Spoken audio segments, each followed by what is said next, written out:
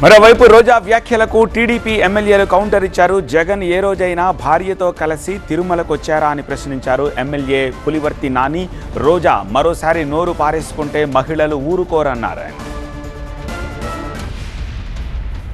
మీలాగా సెట్స్ వేసుకొని సెట్స్లోనే సినిమా ప్రపంచంలాగా ఎట్లా ఏ విధంగా వేషాలు వేస్తారో ఆ విధంగా వేషాలు వేసుకొని నటించిన అవసరం మా కుటుంబానికి లేదు, చంద్రబాబు నాయుడు కుటుంబానికి.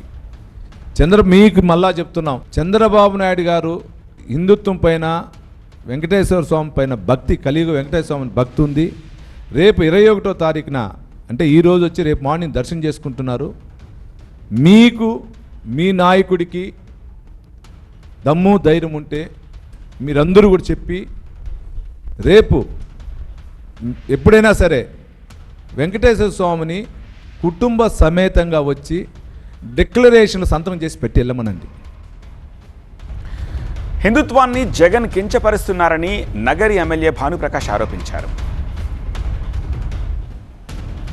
ఇదే విధంగా కానీ రోజా మాట్లాడితే ఆమెకైతే నా దేశంతో టికెట్ అయితే ఇచ్చేది లేదు, చచ్చేది లేదు.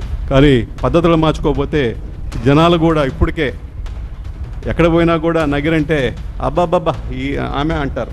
భాష అనేది నీ ఒక్కదానికే కాదు, అందరికీ వస్తుంది. మేము గౌరవం ఇచ్చి పుచ్చుకోవాలనుకుంటాం.